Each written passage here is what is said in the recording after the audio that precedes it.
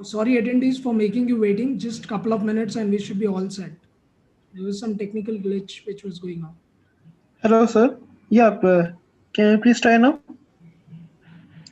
Yeah, sure. Yeah, okay. I think it's working, right? Fine. Yeah. Sangeeta, can you just introduce before Deepji and Jairam start up? Sure, sir. Thank you.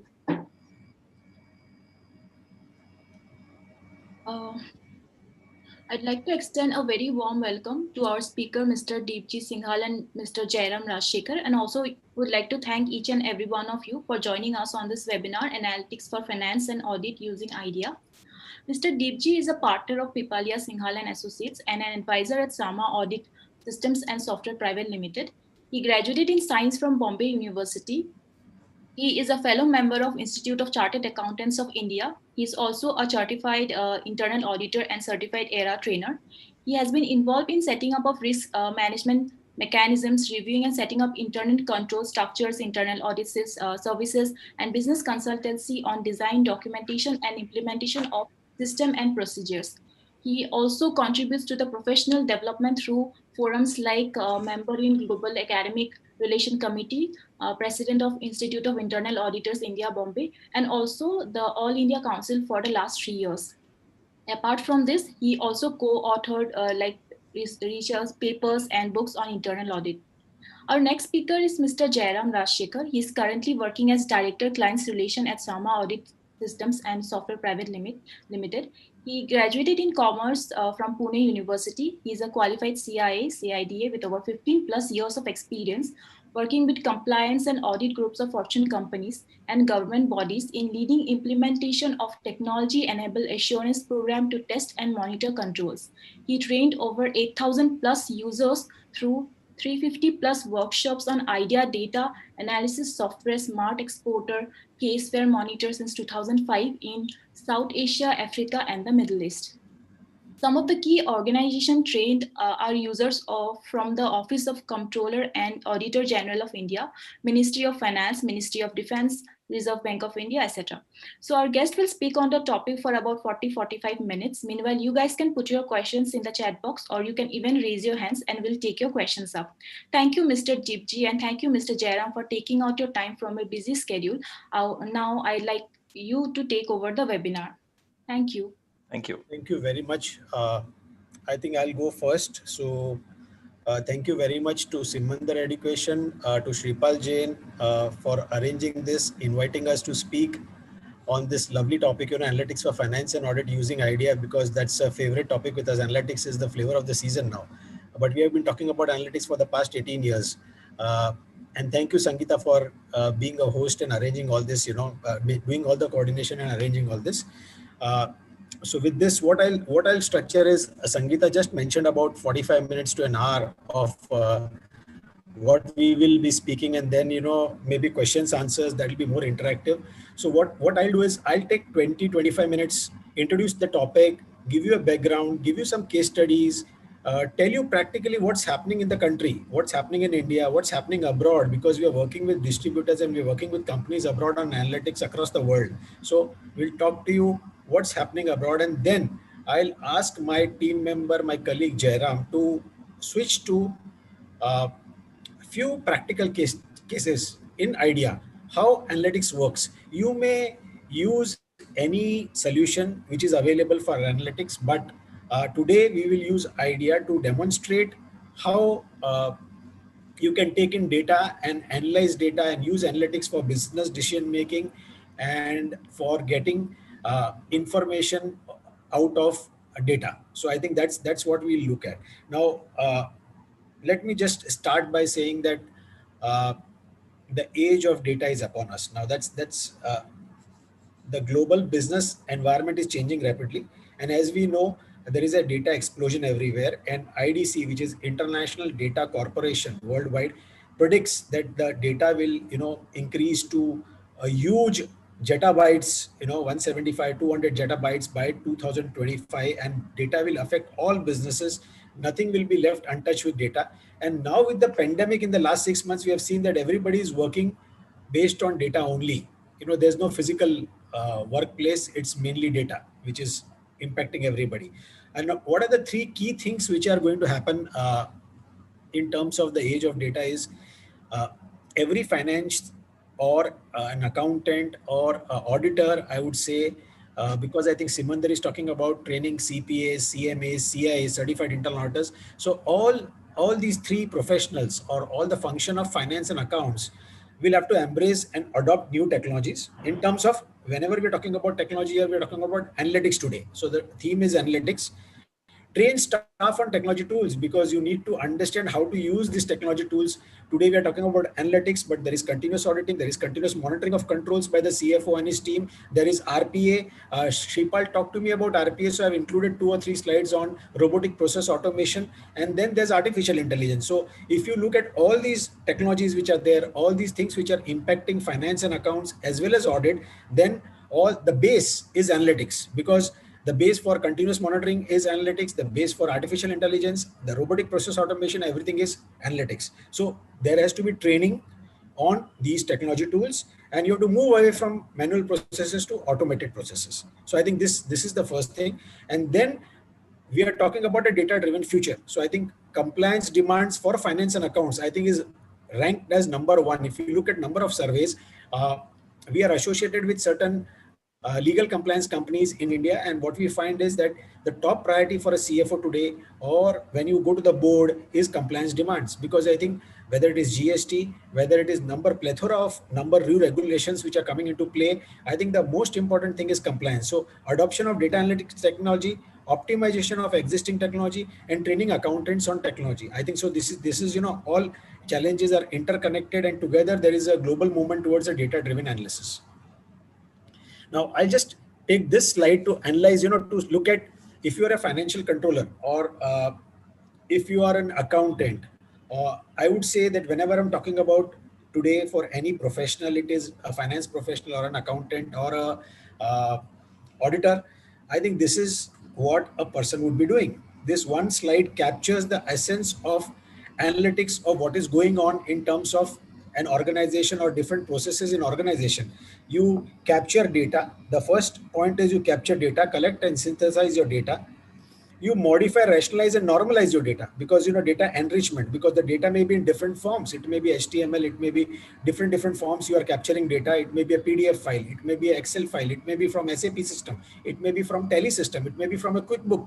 So you normalize it, your data, then you validate and authenticate your data, which is very important, because if you do not look at your control totals, if you do not authenticate your data, then your ultimate analysis would be wrong.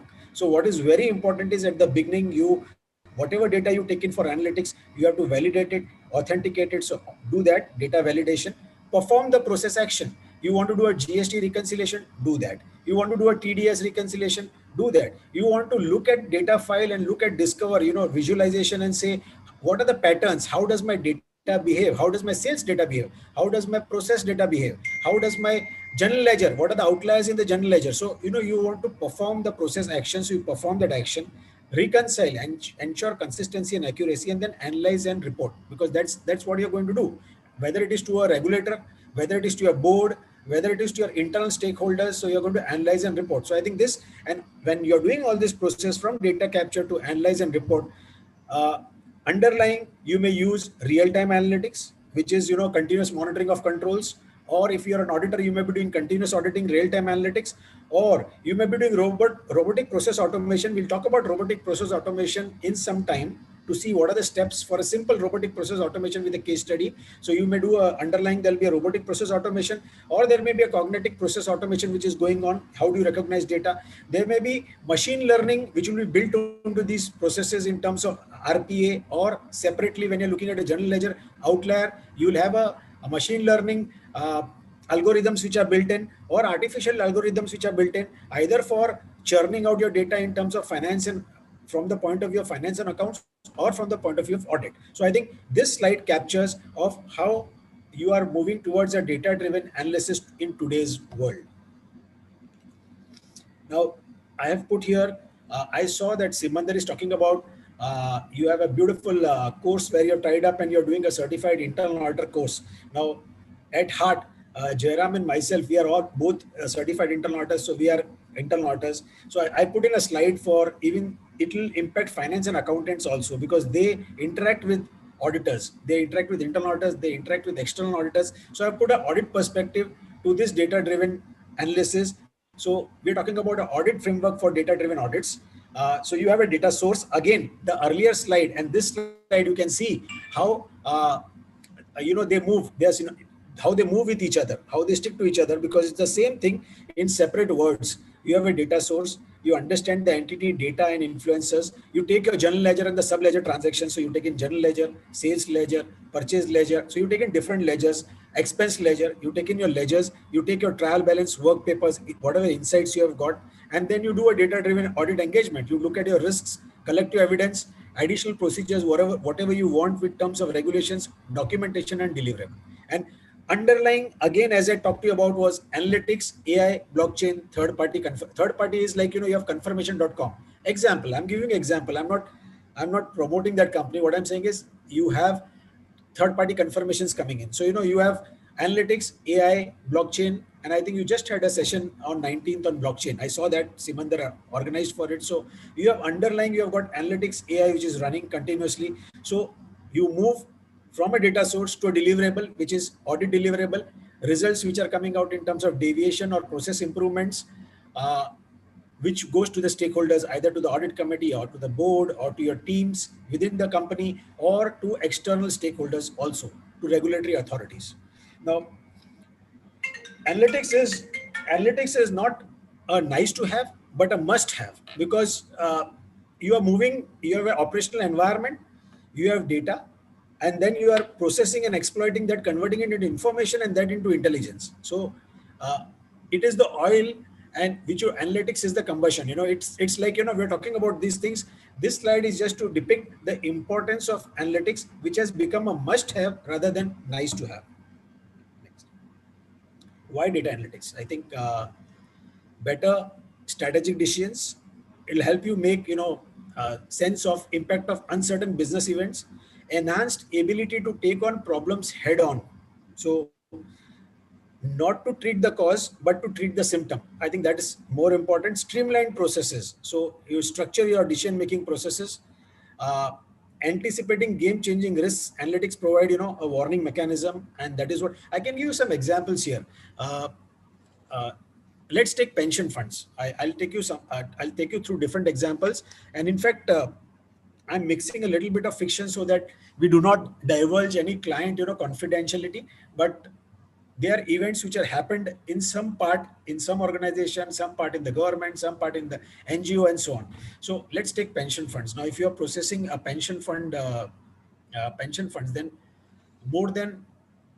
the same bank account getting two pensions every month. Now, if you have analytics built in, that will give you an early warning signal that this is happening. Please look at it. This should not happen. Same bank account should not get in pensions, should not be giving out two pensions to the same bank account. Similarly, two pensions should not be made out. Two different persons' pension should not be made out to the same PAN card, to the same PAN number. So this is one example. You look at procurement. All purchase orders which are processed on Sundays maybe, or on holidays. Why were they processed on holidays?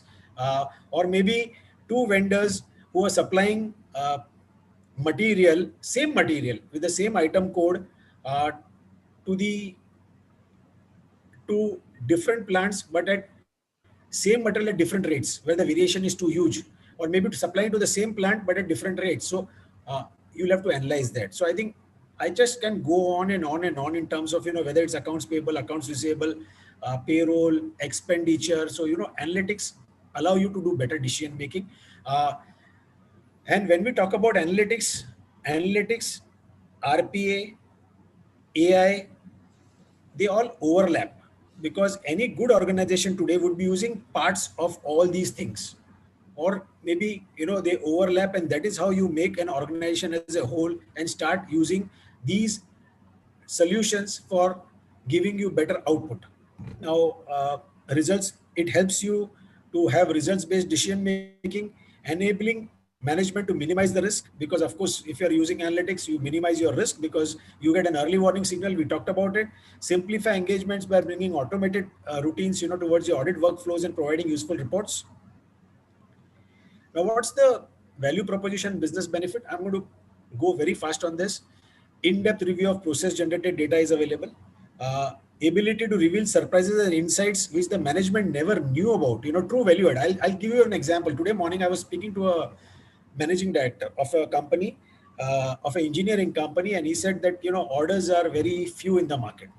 Now, they are into a business where they get orders, and they can manufacture easier items, they can manufacture difficult items. And I'll just simplify the complexity. It was a complex scenario, but I'm just simplifying the complexity. So you can manufacture easy jobs, you can take orders for easy jobs, you can take jobs, you can take orders for complicated items. Now, you will be estimating, and maybe the sales team would be giving out rates or quotes based on per kg rates or whatever, depending on the size, depending on the complexity, they may be giving out rates out, but they're not analyzing or capturing data in terms of which are the easy jobs when they get inquiries, and which are the complicated jobs. If they would analyze the data, and analytics could throw out the data, churn the data around, and again do analytics within your production plant and see how fast you can do cycle time with the easy jobs. So you are doing it at a lower cost, then you quote lower for the easy jobs and take those jobs in fast in this time when there's scarcity of jobs. I'm just giving one practical example, and I've tried to simplify it for you. It's a very complex dimension. But again, what we decided today morning was that we'll do analytics. We'll run analytics on different data sets. We'll build analytics so that it is run automatically in future. And based on that, decision would be taken by sales marketing. Based on that, decision would be taken by production. And based on that, decision would be taken by the top management to decide how they move ahead. So I think, again, ability to reveal surprises and insights which the management never knew about, true value add, and possibility to go beyond controls and focused on cost revenue maximization. Concurrent use of data analytics significantly reduce compliance cost. Here I'll give you an practical example. If you go to a website, someaudit.com, there's an entire video. Since it is a public space, I'm giving you the name and it's in public domain. The user has agreed with us to present that video on our website. So I'm giving you an example. There's a logistic company, a very large multinational logistic company. And in that logistic company, they have got offices across the country. They have got regional offices of finance and accounts across the country. And the CFO decided in his wisdom 7 years back, this is a case study from 6 years back, 6 or 7 years back, 6 years back, that there are such a lot of compliance in terms of TDS, GST, a lot of service tax. Earlier there was service tax. So there are a lot of compliances in terms of, even today there is service tax, but okay, there are compliances with respect to each region doing something with client and vendor, and whether they do it right. And at the end of the day, the CFO has to give certification to the board that they have done it right. They have to give a certification that all compliances were followed. Now this certification is mandatory. Most of the CFOs are giving it. But what is the mechanism to ensure that it is really happening right on the ground level across the country? Because there are thousands of transactions in each region.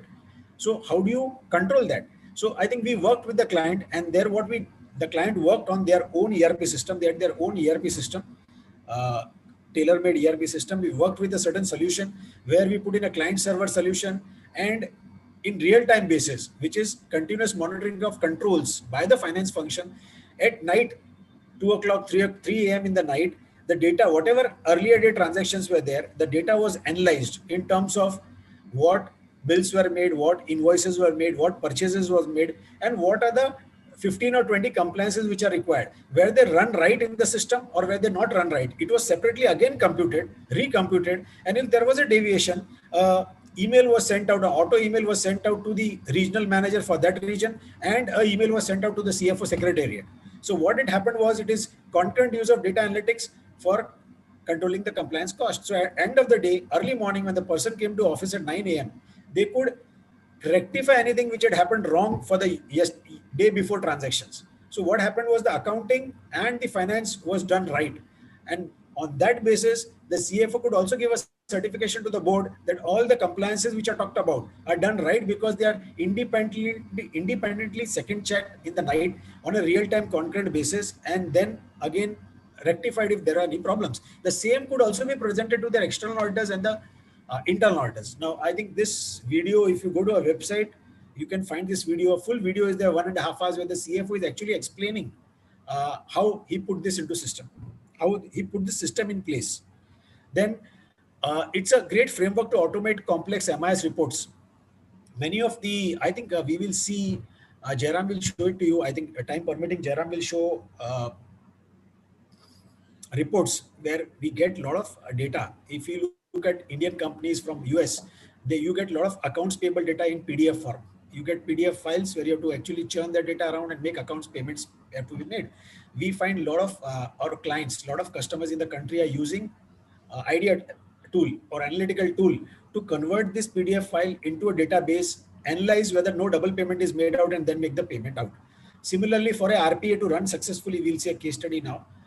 Again, you can convert a PDF file and you can take out data, merge, mail. We'll just see an example how it is worked out, and then give out results. So I think that it's a great framework to automate complex MIS reports. Again, if there is consolidation, and if you're doing it in SAP, if you've already configured all your geographies, all your segments, reporting, everything, good.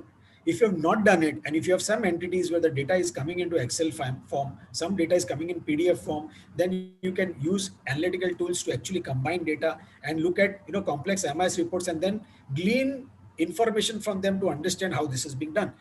We have seen this happen across the country, number of entities.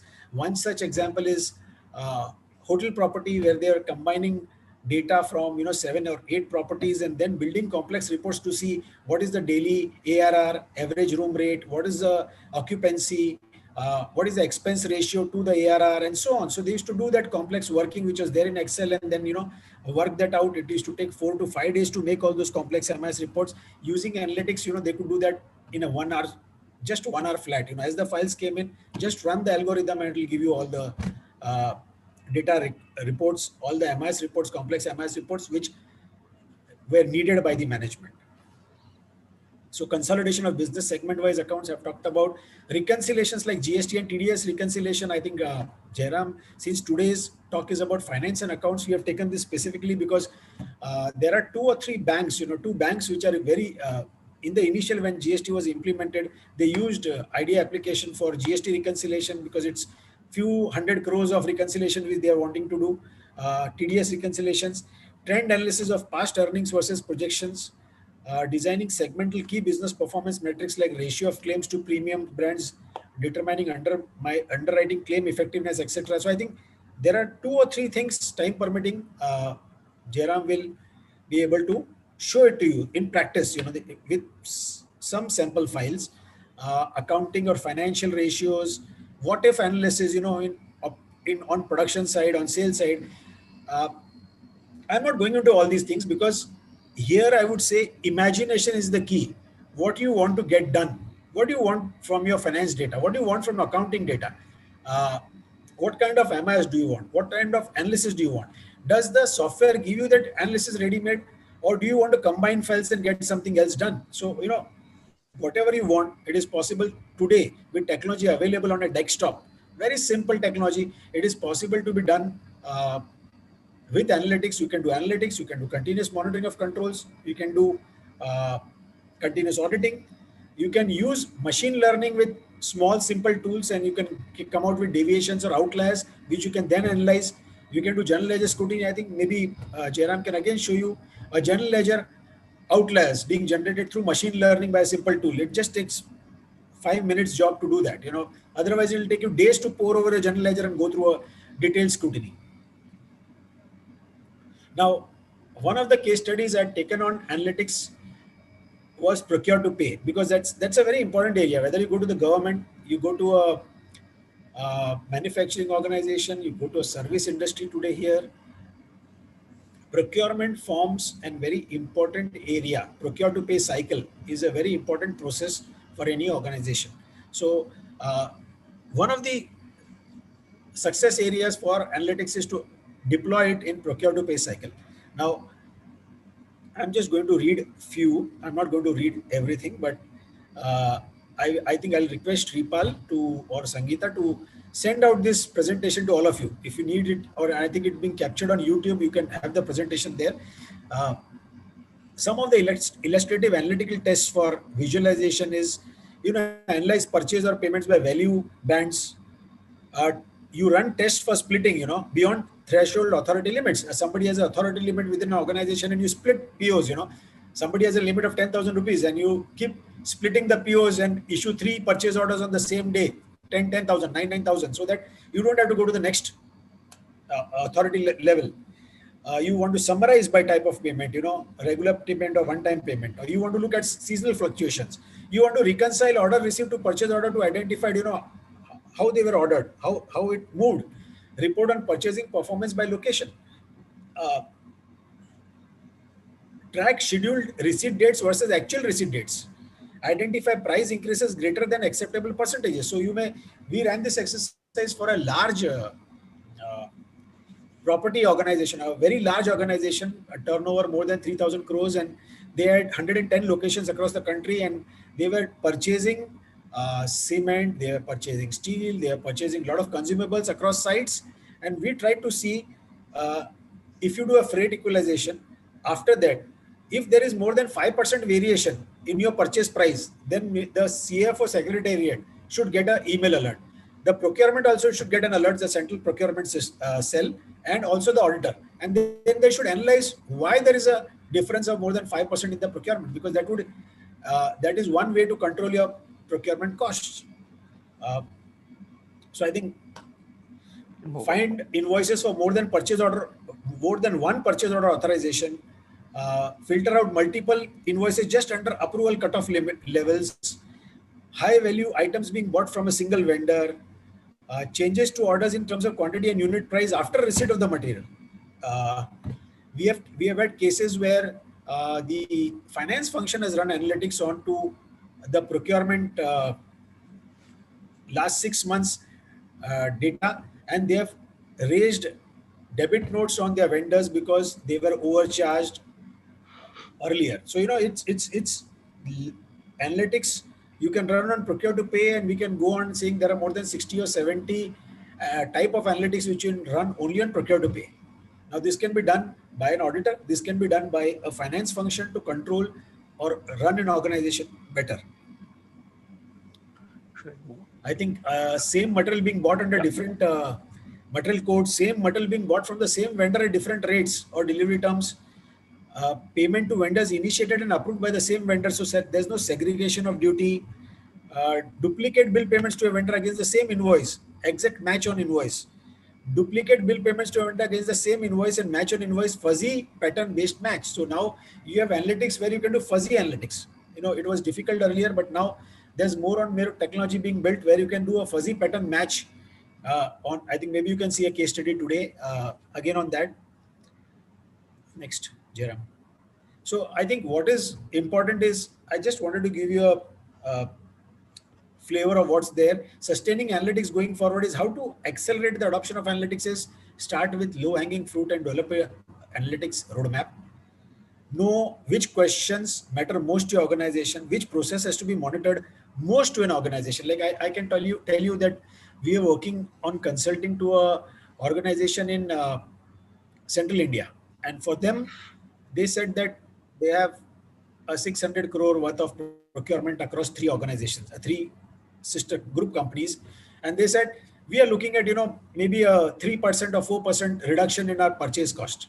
So we said, okay, let's look at analytics only on your procurement system. And we said, let's form teams of purchase. Let's have team from a purchase department, from your accounts department, from your costing department, and our team working together to come out with, what are the analytics you can perform? How can you look at data? How can you analyze data to ensure that you attack certain areas, you look at certain areas where you can reduce the cost for the organization without impacting quality at all. So, I think we have last 3 years, we are working on that with them, and they're very happy because it's that their team themselves have become so accustomed to it that they're doing it, running this exercise over and over again, because they are looking at data much better than what they're doing earlier.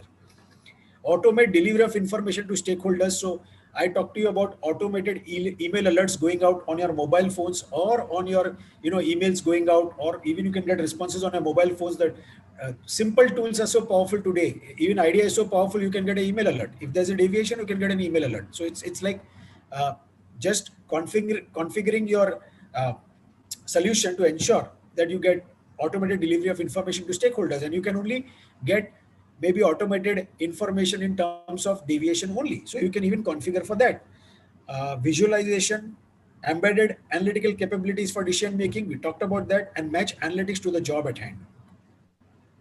Now, I think this is one very powerful way of just flowing your ledger or just flowing your data sheet, and you can look at visualization. Today, everybody is talking about visualization.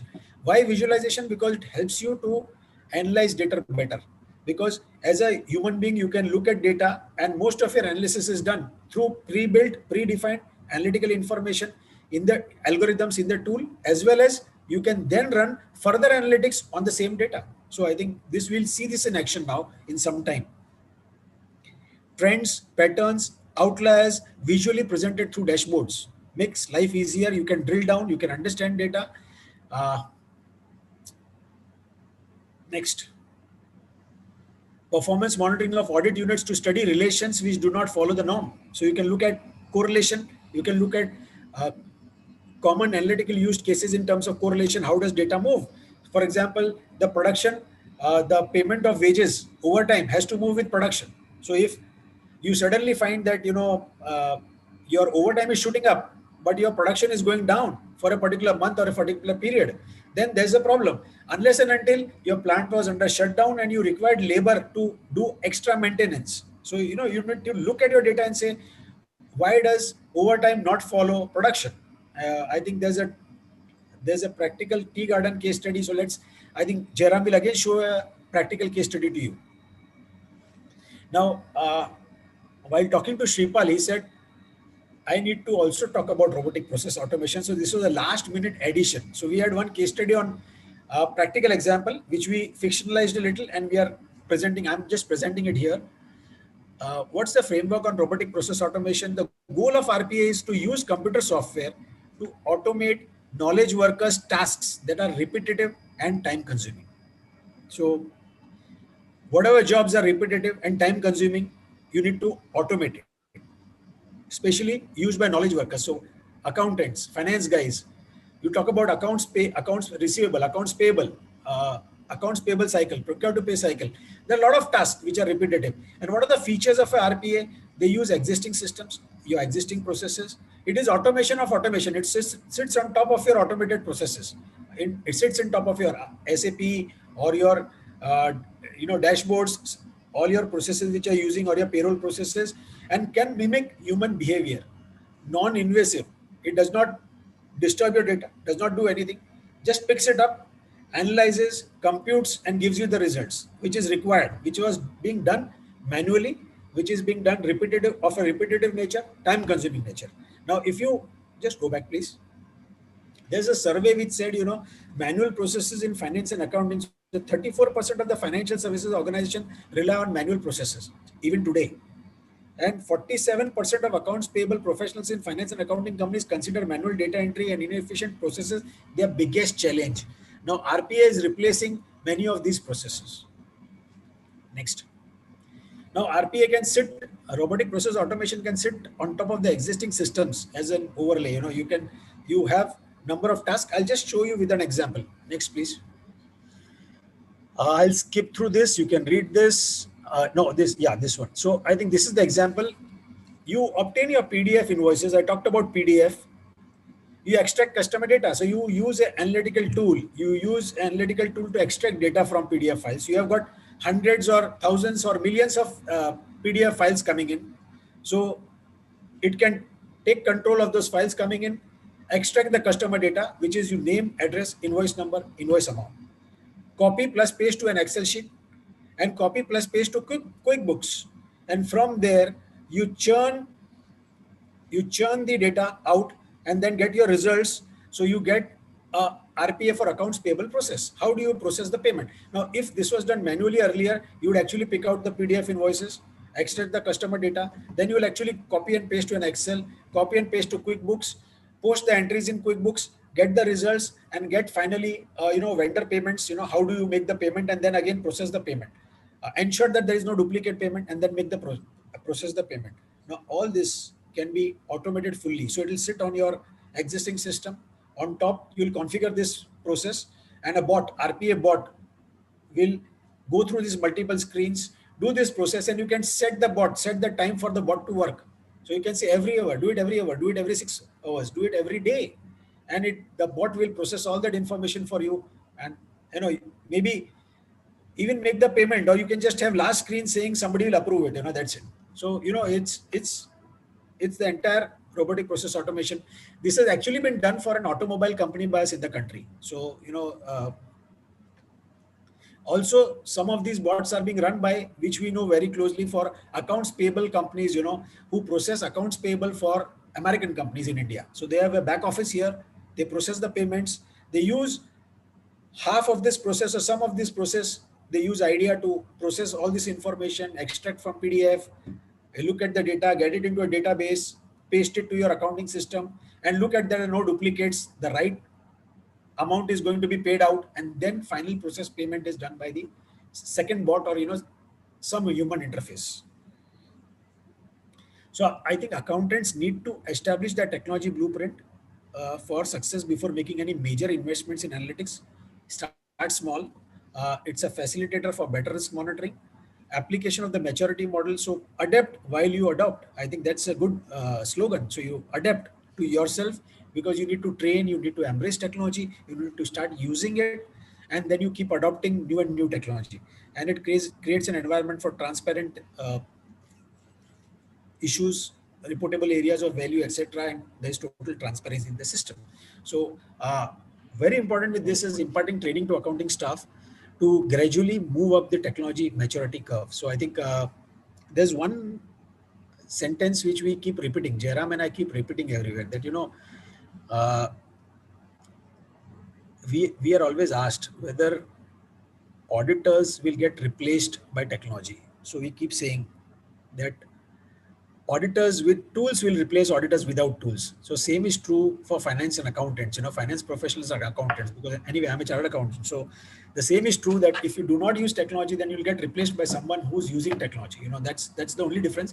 It will not replace the gray cells. It will not replace the gray cells of the accountant or the finance professional or the auditor, but it will replace people with tools. The people with tools will replace people without tools. So I think I tried to cover all this very fast so that you can actually see, because I think Sangeeta just spoke about 45 minutes to an hour. So I said, let me do it fast so that you get half an hour of time from Jairam, who can actually show you case studies. That will give you small practical case studies, which will open out, bring out awareness for you. And those of you who are already aware of it, maybe it's a refresher for you. So, I think over to you, Jairam. Thank you, Deepji, sir. So it's okay if I continue for the next 20 minutes till about 5:40? Sangeeta, Shripal, is it okay if we continue for another 20 minutes? Perfectly fine, sir. Perfectly fine. Thank you. Thank you. I think we went fast because we had not estimated the time correctly. So I think that is why I tried to go very fast. No, that's perfectly fine, Deepji, sir. Okay. I think everyone is waiting for that practical cases. Okay, Jairam, over to you. Okay, thank you. You will take 25 minutes, Jairam, because sure. You have got case studies and you show it properly. Sure, thank you. So good evening, everyone.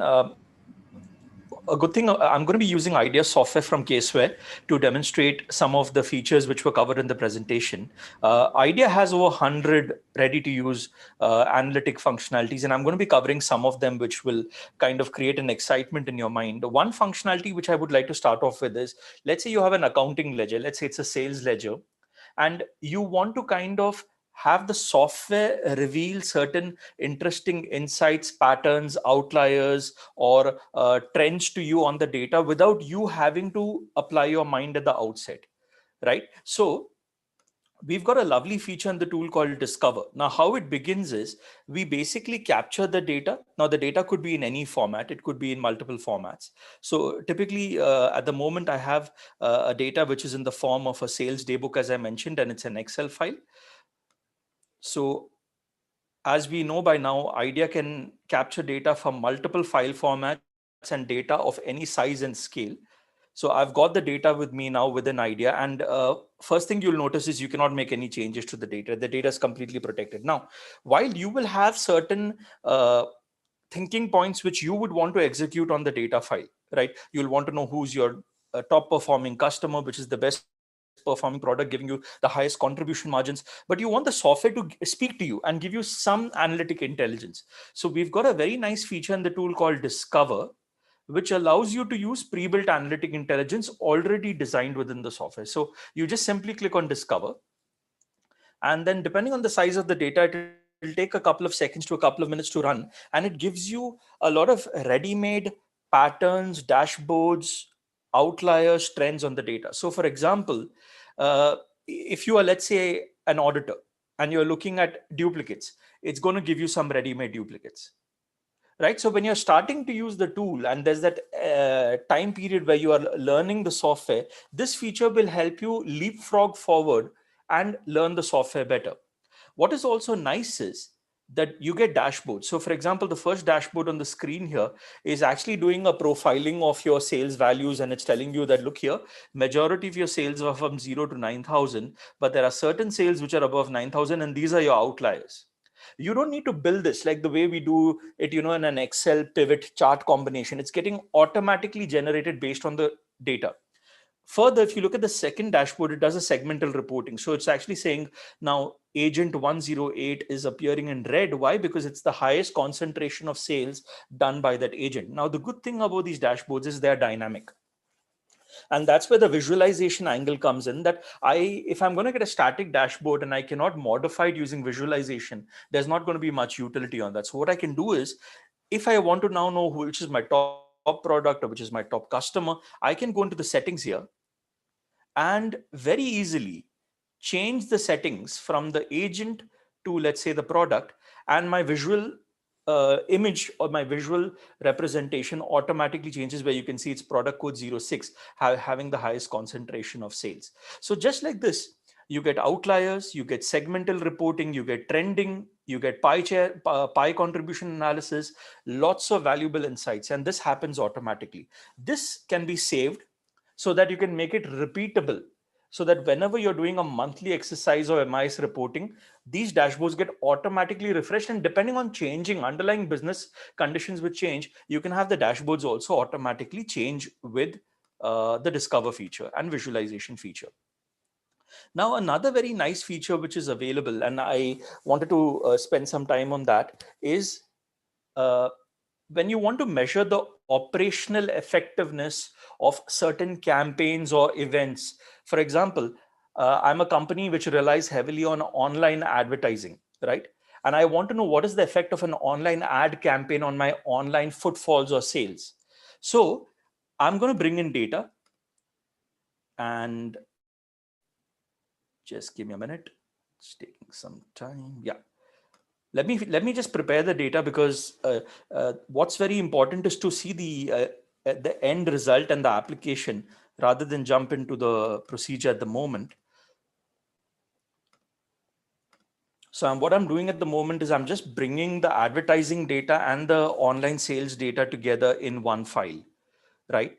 And this will allow me to basically get product-wise, market-wise, time period-wise, online advertising figures and sales figures together in one file. Okay. So now if you look at the output on the screen, so you remember the slide which Deepji sir spoke about, data retrieval, data preparation, data validation. So what we've done now is the data preparation. So we've got the product market combination, the week, the ad spends, and the sale in units. Now, I want to know as a decision maker, which product market combination is having an effective output by way of this online ad campaign, and which is not having an effective campaign. Right. And now you could have hundreds of product market combinations, multiple weeks in the year. How do we do it? Right. You can't do it manually. So we use a correlation feature here, which basically allows you to correlate your ad spends and your online sales. Now, it could be either online sales or it could be the online footfall. Basically, you're measuring the output. And we want the correlation score to be generated automatically by IDEA for the product market segment, right? So just like in Discover, we got ready-made dashboards. Here we want an automatic correlation score. Now, the moment we run this, you'll see product A and market B has a negative correlation score of 0.93. Now, as all of us know from academics, correlation will vary from -1 to +1. And depending on the scenario, if anything tends to a minus or a plus, we need to look at it. Now, if I go into the data specifically for product A, market B, and I render that in the form of a chart, you're going to see something very interesting coming up as a result of this analysis. Okay, almost rendered. Take a look at the visuals you're getting on your screen. So what we've done is we've taken some demo data. We've taken around 5 product market combinations. And by doing a correlation, we've identified that a very specific product market segment, product A, market B, while the ad spends, you can see the blue bar are on a rise from week number 1 to week number 12. The sales are on a fall. So now you're able to identify which product market segments are doing well and which need to be ramped up as a result of falling sales. Similarly, just like how we arrived at a correlation score, you have the ability to use this tool as a forecasting tool. And I'm going to use the same data here. Now, let us say I have data for week number 1 to week number 10, and I want to now forecast, let us say, the ad spends and the sales for week number 11 and 12 based on the historical patterns and data from week number 1 to week number 10. So you'll be very happy to know that I am able to forecast and budget also within the tool. So I just simply go into trend analysis, and you see what Caseware has done is they have taken critical analytic functionalities, low-hanging fruits, high-hanging fruits, niche-level functionalities, which we use as analysts, and they've created very simple dialog boxes. So here I basically say, I want the ad spend to be forecasted, okay, for the product market combination, okay, and I can just say generate forecast. So I have complete flexibility here to generate the forecast for any number of accounting periods in the future. So my historical data is for 10 weeks, and I can say generate the forecast for the next 2 weeks, right? That flexibility is there. And I'm able to create a result. So what happens again is, just 1 minute, yeah. What happens is I am able to get a graphical display of how my forecasts are going to look for week number 11 and 12. And it's so useful because you get this product market wise. So let's say you're sitting across the table with the business head and he says, can you give me the forecast for week number 11 and 12 for product E market Y? You just change the filter here and the forecast automatically changes. So it's a lot like a what if analysis. So what if this was the product market combination? What would be my ad revenue for the week number 11 and 12? And that is readily available through the tool. Now, we talked about general ledger and GL analytics. We've got a very nice feature in the tool. Let me just get in the general ledger. Okay, and I'm just keeping up the pace so that I can cover maximum utilities in the tool. So I'm bringing in a general ledger.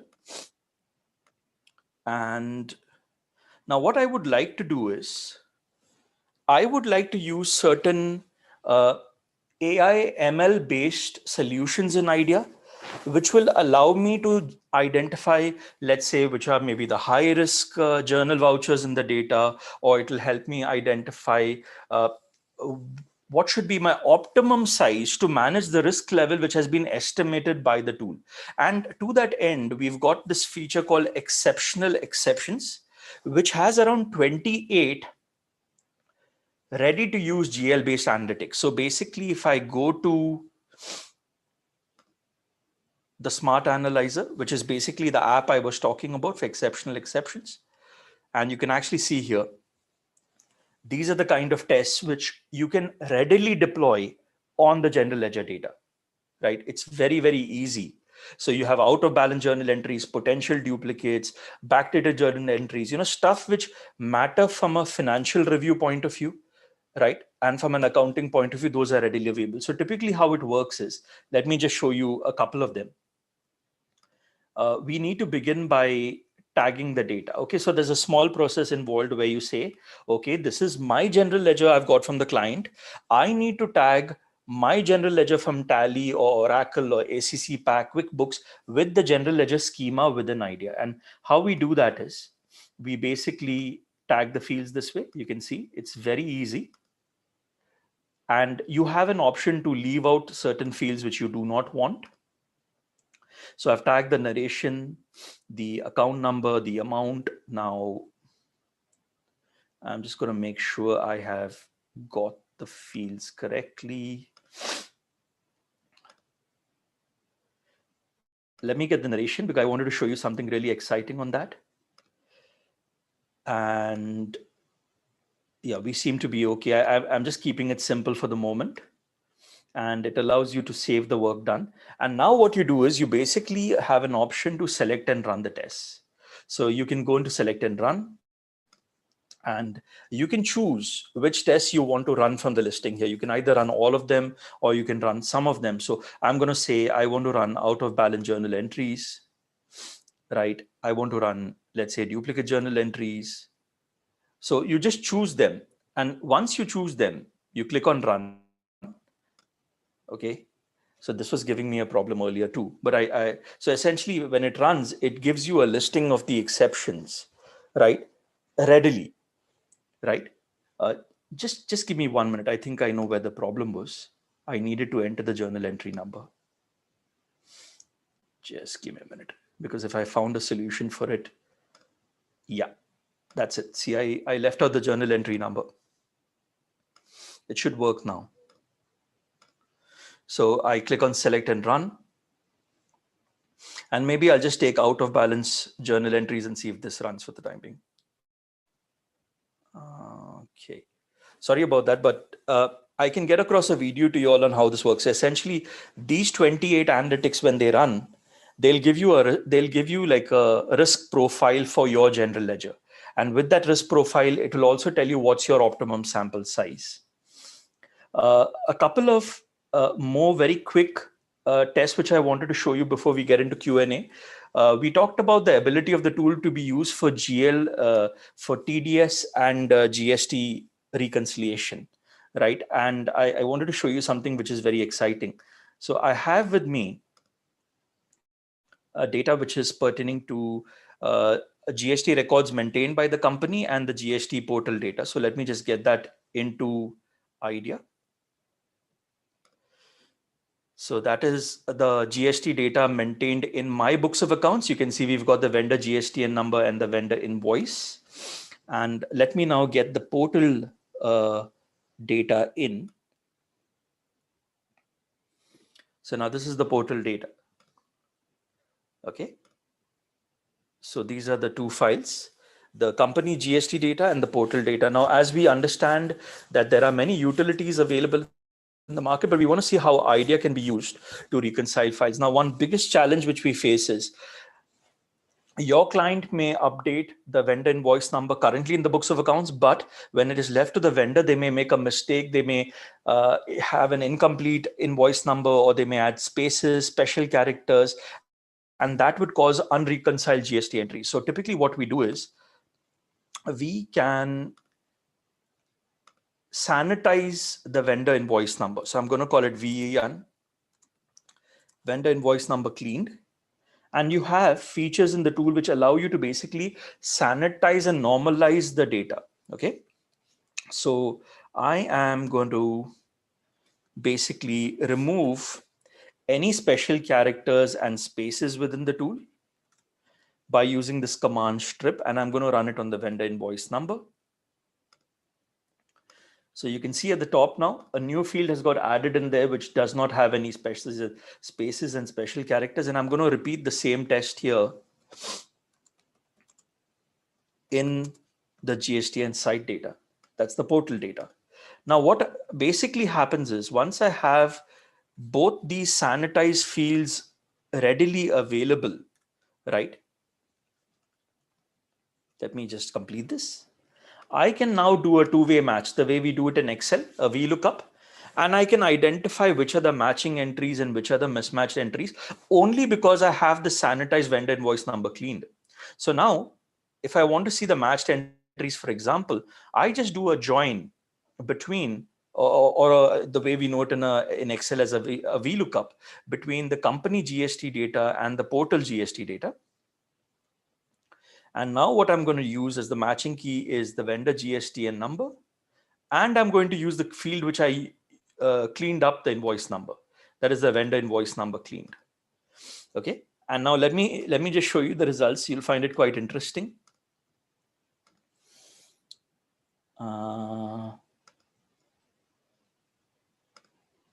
I don't want to display all the fields. I'll just keep it simple for you all.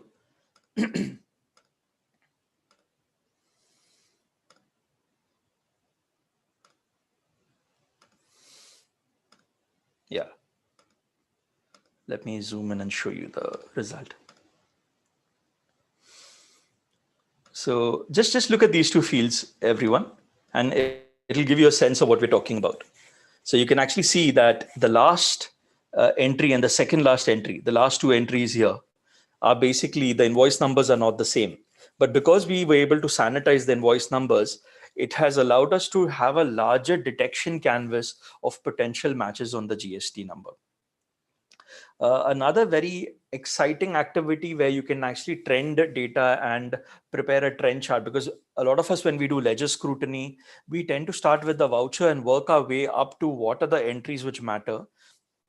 In IDEA, you can do it the other way around. You can basically start with the ledger at a top level and then work your way down to identify certain outliers in the data. And how that typically works is we bring in an expenditure trial balance into the software. And now you can see we've got the data for 3 months, April, May, and June. Now, typically, if I were to do a trending in Excel, I would have to do multiple VLOOKUPs and then prepare a chart or a graph. Whereas in IDEA now, I can very easily link multiple files at the same time. And I like to cite a very interesting example of how this example can be extended to statutory compliance reviews also once I complete this activity. So you can see I have got my expenditure trial balance for the months of April, May, and you can very well extend this to all the 12 months of the calendar year financial year. My common field is my GL account number. So you just simply drag and connect the data this way. It's as easy as that. Now, you remember I spoke about the statutory compliance test. So what you can typically do is take your 12 pay sheets for the year, link them up using this particular connector, and pick up your statutory deduction dues like PF, ESIC, TDS, and you'll get one trending report which will have the employee number, the location, and the statutory dues for 12 months. And now, once you have all those dues in a single file, you can apply a filter and just say, okay, in which month has the due not been deducted? In which month has it been incorrectly deducted, right? So we can combine the data into one single file. You can see that's it. And now we click on chart. I choose the account on the x-axis and I choose the expenditure amounts on the y-axis. And now, as a result of that, it gives me a trending. So it tells me at a glance which expenses are trending on the higher side. And I can drill down and see the vouchers behind that particular expenditure. Now, my final functionality, which I wanted to talk about before we get into Q&A, one of the very big advantages the tool has is repetitive analytics and automation of MI reports within the tool. So everything I've been doing in the last 15-20 minutes is getting recorded within a project overview, or more what we call it like an audit trail or an audit log. So there's a complete record both in a visual representation as well as a tabular representation of what's been happening in the tool. Now, if I want to automate an activity, let's say I want to automate the trending of expenses, I just showed it to you, or I want to automate the GST reconciliation. I just simply click here on create a macro and I select the tasks where I imported the GST ledger, the portal data, and I arrived at the reconciliation, and I simply click on finish. That's it. It's as easy as that. So once you do the task, you are able to convert it into a simple macro. That's it. Your macro is ready. So the next time you want to run this task, you can schedule this macro and it will automatically go pick up the data, apply the fields, apply the cleanup on both the vendor invoice fields, reconcile the data and give you your exception report. And I think this is one of the biggest value adds the tool has, that it allows you to institutionalize your analytics with the help of these macros, which can either be run manually or you can schedule them to run on an automatic basis. So friends, I just wanted to make best use of these 20 minutes and I wanted to keep enough time for Q&A. So we've got about 20 minutes with us, so we'll make the most of it. Thank you, everyone. I think that was really fantastic, 𝐿𝐺𝐿𝐴𝐿 and Deepji. Thank you so much. I'll just open up the questions. Guys, can you please raise your hands? I think before somebody can ask questions, let me tell you, it is such a short time. I think 𝐺𝐿𝐴𝐿, this is the first time 𝐺𝐿𝐴𝐿 would have explained all this in just under 25 minutes, because usually he takes, when he goes to CAG or to large organizations and does training and everything, it takes not less than 2 days to explain features of the tool. So he's just taken a fantastic 20-25 minutes and he explained 5-6 things very fast. I think Pawan. Yes, Pawan, go ahead. I've just unmuted you, Pawan. Yeah, hi everyone. I have 2 questions. One is there any trial version available? And second is there any training and certification available? Because see, my background is data science background, and I'm very much interested to quickly integrate risk and analytics with the accounting. So I would like to go for detailed training and certification if anything is available here.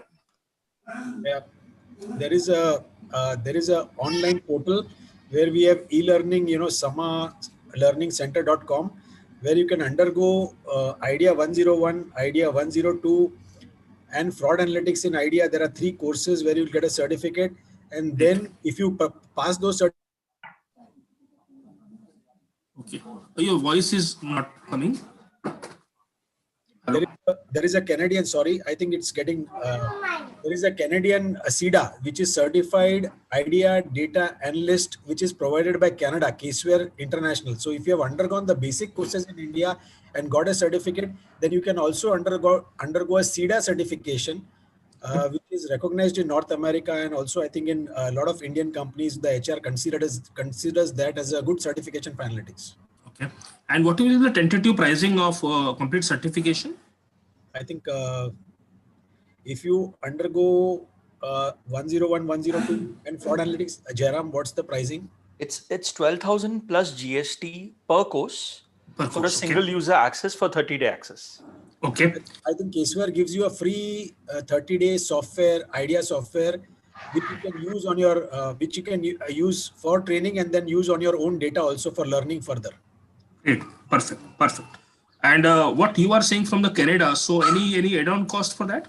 Yeah, that is, I think they charge, 𝐺𝐿𝐴𝐿, correct me if I'm wrong, they charge you around $300-350 to undergo that course. Yes, so you need to have an IDEA license, number 1. And number 2, you need to pay $275 for the exam, the CIDA exam. Okay, okay, great. Great. So how I can connect with you guys afterwards? Please share your credentials also. I would like to definitely connect with you guys for training and other things. Yeah, I'm just putting our email ID up on the screen. Yes, yeah. Yeah. Just a moment, I'll take a snap of this. Sure, it's going to be open there, so you can take it. Sure, thanks a lot. So, thank you. Thank you, Pawan. So Rashid have a question, got some very interesting insights from the session. I've come across 2 languages, Python, and when it comes to analytics, my question is, are they in any way integrated with IDEA? And how much of it as a finance professional needs to know, as these are quite vast domains? Also, how widely is IDEA being adopted by corporations? Yeah, okay. Now, I think IDEA has got an integration with Python, and with also QuickBooks and a lot of accounting packages. So 30 plus accounting packages, there is a direct connectivity with those packages. And plus IDEA, you can take your scripts from Python into IDEA and from IDEA into Python. So it's got a very good connectivity with Python. I think that was the first question. What's the second question, please? the widespread use of IDEA. How widespread is it within the corporates? Yeah, it's, I think it's few thousand installations in India now, and government, private sector, NGOs, a number of organizations, you name the organization, they're using IDEA across the country. Because we started 19 years back when nobody was talking about analytics. Okay. So I think that's a major advantage. So you just name any internal department, any good finance department across the country, most of them would be using IDEA on their laptop or desktop and using analytics. And in the last 2 years, there has been a lot of developments by Caseware IDEA in terms of building in machine learning, in terms of building in visualization. You saw the Discover feature which Jairam showed you, in terms of building in connectivity with other accounting packages like QuickBooks and Tally and a lot of other packages where you can do connectivity with them and get data in. With SAP, you can have direct connectivity with SAP, Oracle databases, and also connectivity with other packages like Tableau and Python. So integration with those packages where other analytical tools where you can, you're not limited to IDEA alone, so that you can take data, to and fro from other tools back into IDEA and from IDEA into those tools. Okay. I'm just unmuting Amit. Amit, go ahead, please. Hey, Deepji, thank you so much for this amazing session. I really like the tool, and especially the last point of institutionalizing the automation piece. I have two questions. First one is, since we think of it as an analytical tool, and I understand that you said it can get integrated with a lot of different accounting systems and softwares, does it also have an option functionality to have integration with the CRM tools? Because a lot of times when people are forecasting and budgeting, the CRM system and the feeds that we get from there is of utmost importance. So that's one thing. The second thing is, when you are showing these reports, these charts, how does it work when we're sharing it with counterparts? I mean, would it go like a link wherein they can also make tweaks, or it would be more like generated as a PDF which you can share with the counterparts? Can I take up both? Yeah, please, Jeremy. Sure. Thank you. So, Amit, thanks for both those questions. Amit, regarding your first question, if the CRM has a database like Oracle or DB2 or any relational database, IDEA can directly, it has a pre-linkage into the databases where you can fetch key fields from the CRM into IDEA and then analyze the data. Right. So Salesforce, systems like Salesforce, yes. and all these would be able to. That's right. Number two, regarding your second point on graphs and charts, it does not go as a link, Amit. It will go as either a bit picture file or a PDF file or a PPT, and they can open it in their systems and see it. Right, but they'll not be able to like make change or work something similar to like a Power Pivot, or so it would be more of a static that report that will go. Okay, so that is where Deepji sir just mentioned about the integration between an IDEA database through a bridge with third-party visualization tools. So we have that feature available. So if I get a list of exceptions and I want to now dynamically represent it in Tableau, Click, or Power BI, I can do that using the bridge, which IDEA provides. Right. So we can have an interface sitting on top of it through which we can. Perfect. An outward interface. Yes, exactly. Got it. Thank you. Thank you so much. Thank you, Amit. Okay. So our next question is, does this support cloud technology? Okay. So IDEA works on a desktop. It works on a physical PC. So it does not operate on a cloud. But in a very recent innovation, findings which emanate out of IDEA, like IDEA reports, charts, graphs, macros, scripts, they can be collaborated with other users through the Caseware cloud. So findings can be shared through the Caseware cloud to other IDEA users, but the software itself will not operate on the cloud. Okay. One question is, how different is IDEA from Tableau? Okay. So while there are certain features which overlap between IDEA and Tableau, like Discover and Visualize, I think they work, they literally cater to very different segments. Because if you see, IDEA is a very powerful analytic workhorse, right? You take millions of line items, you want to do a duplicate check, you want to profile, categorize, you want to kind of do a what-if analysis. All of that can be done. Audit, fraud analytics, very powerful, 100+ utilities within IDEA for auditors, analysts, accountants, investigators. If you want to visually represent it in a much more powerful manner, in a much more, I think, dynamic manner, you can use Tableau. So if you use both of them, you see global analytic teams, they use IDEA and Tableau together. So they use IDEA as an analytic workhorse and they use Tableau for enhanced visualization. Even government is doing the same thing. They use IDEA as a powerful workhorse, as 𝐿 said, and they use Tableau as a visualization tool. So there may be few people who are looking at patterns and visualization, and there'll be a large number of people who are actually doing analytics. So you use. Okay, I think Deepji have left. Jairam. Okay, yeah. So just mentioning what I mentioned earlier, like it complements each other very well.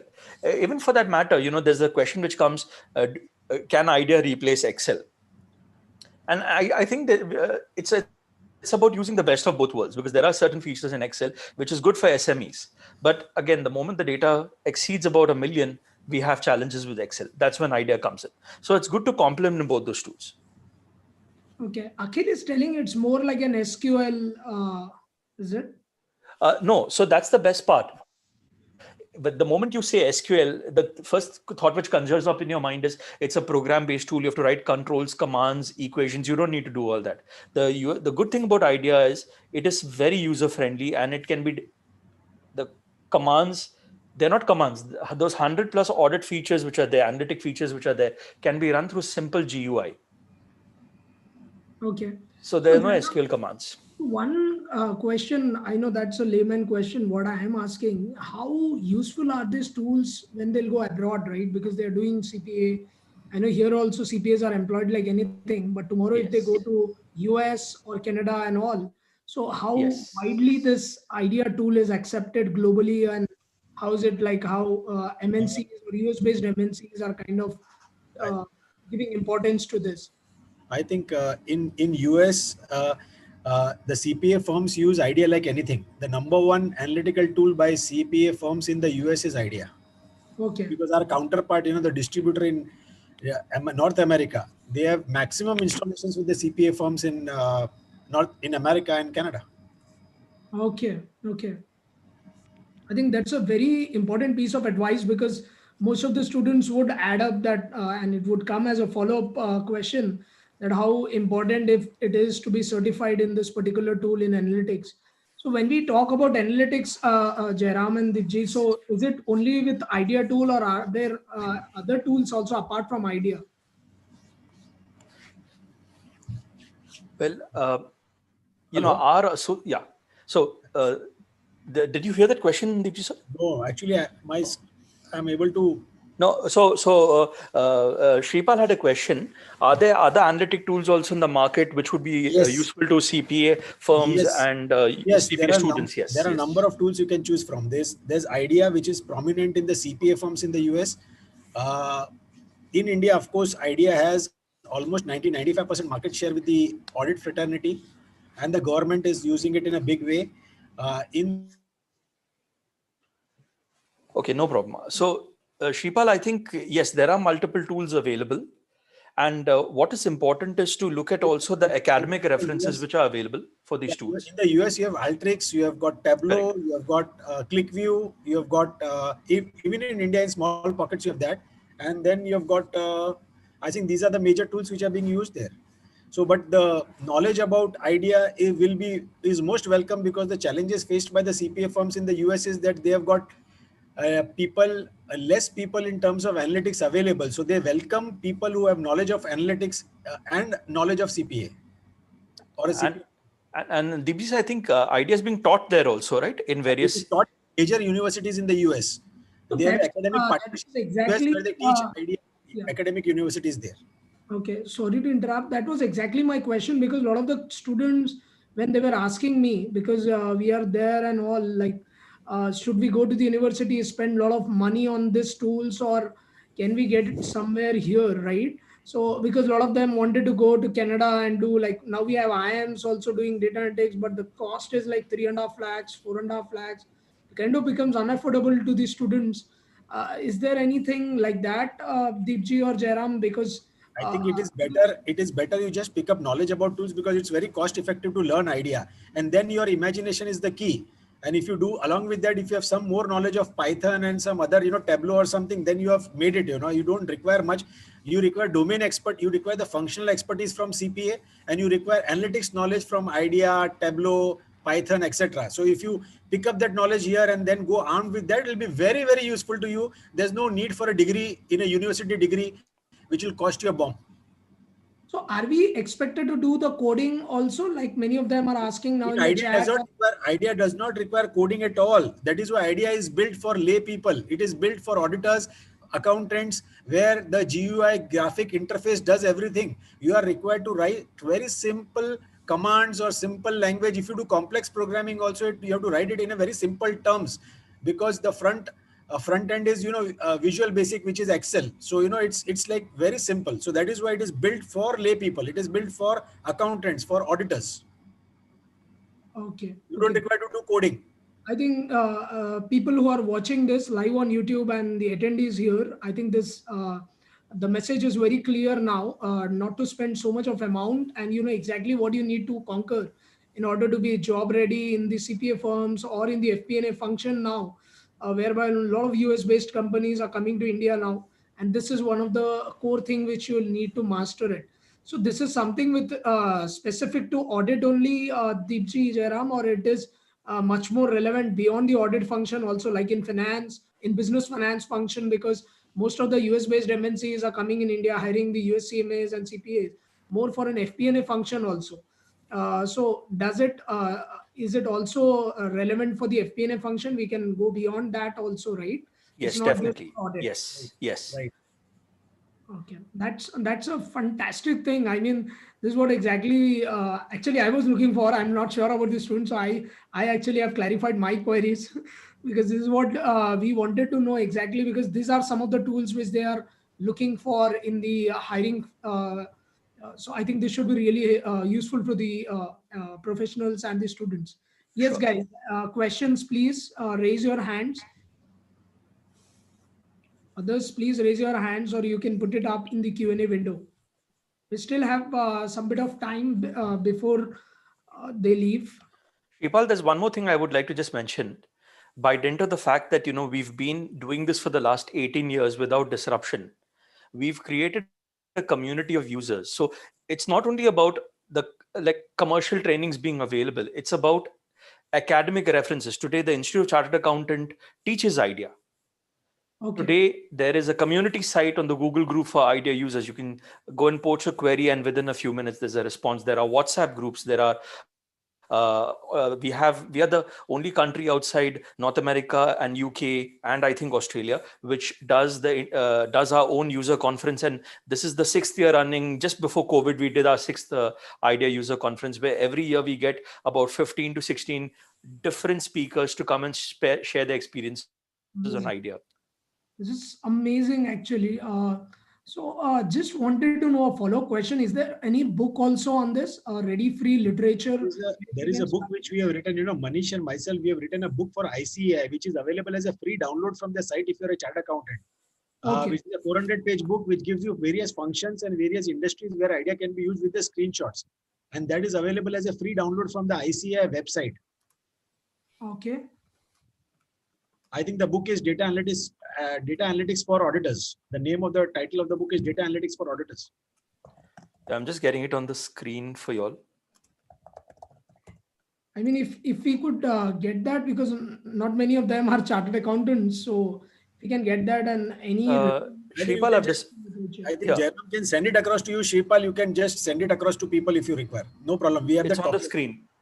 It's on the screen now. You can see this is it. So Shripal, this is the one Deepji sir was talking about. Others, can you just see that? The cats? Participants, are you able to Should I copy that link into the chat box, Shripal? I think that would be really useful. Teja, Akhil, if you can kind of... I'm just trying to look for the chat box. It's a Zoom webinar chat. There is a chat window down. Okay. Chat. Okay. Yeah, I think I spotted it. Yes. Yes. Just see, I've sent the link across to everyone. Please take this book, share it with your friends, use it. We wrote it 9 years back. It's still relevant. People hand it out. The ICA hands it out to all the trainees, all the people who undergo the CA course. So that's what actually it's not applicable for students. So IC is doing for members. So it would have been really good if they would have applied this to students as well. I think this is a fantastic thing from Institute. Nice to see this thing, Deepji and Jairam.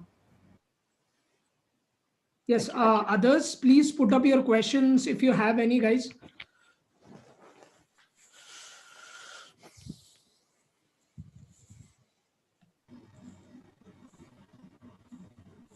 I think this is a handbook. Day before, I think we have also forwarded you the blockchain for dummies by IBM. So that document is also forwarded to the attendees, guys. So if you haven't received it, do let us know so that we can forward that blockchain document as well. Jairam, just forward that book to Shripal. He can forward it to all the students. Done. I'm going to do that right away after this session. And one more question. Shripal, you can email it to people. Just email the entire book. Sure. How to get the trial version is what Pavan is asking. So do we have any trial version of IDEA for 15 days or 10 days? They've discontinued that, right, Deepji sir? The trial version? Yeah, that is discontinued. There's no trial version. So Okay. if somebody wants a tool, they want to ask us and we'll do a demo for them. Okay. So there's no trial version as such, right? No. But then if they subscribe to the e-learning course, If they Shripal, subscribe to the e-learning course, you get a 30-day version, which is a full version. It's not a trial version. You get the full software for 30 days. Okay. Okay.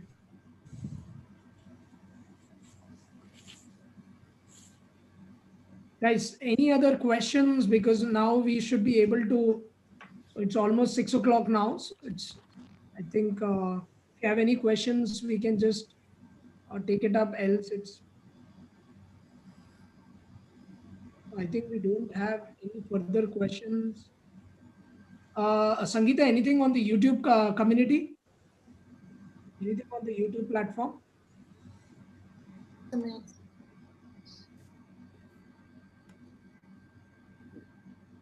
One question comes up is, can a BCom also learn this tool? Is there any eligibility for this tool? No eligibility. Anybody who's good with computers can learn this tool, who's interested, has a passion for analytics can learn this tool. Okay.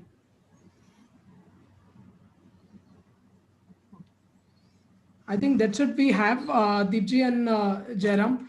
So it has been a fantastic 1.5 hour of session. So thank you so much. I know a lot of the queries which have come up is more on the tool basis, and a lot of them are pinging in the window that why Simandhar is not starting training on IDEA tool. So I'll have to connect offline with you guys to kind of talk on that particular thing. But thank you so much, Jairam sir, Deepji sir. This has been an amazing session. And the case laws and all also have been really practical. And I hope the attendees also have liked a lot. And most of them would read the book also so that they'll have more insights and more questions on that. Though we also ran a Q&A window where, but many of them, they didn't had much questions because they haven't not went through the analytics content as such, right? Because that is very important where they get the base of the analytics in order to ask the questions. But still, it has been really interactive session. So thank you so much for giving your time, Jairam and thank you, Deepji. Over to you, Sangeeta. Thank you so much. Thank you, Shripal. Yeah, thank you, sir. With the entire Simandhar family, once again, like to thank you that you guys took out your time for us and you shared your knowledge with us. It was great having you, sir, both of you. Thank you so much. Thank you, Sangeeta. Bye, sir. Thank you. Good evening to everyone. Thank you. Bye.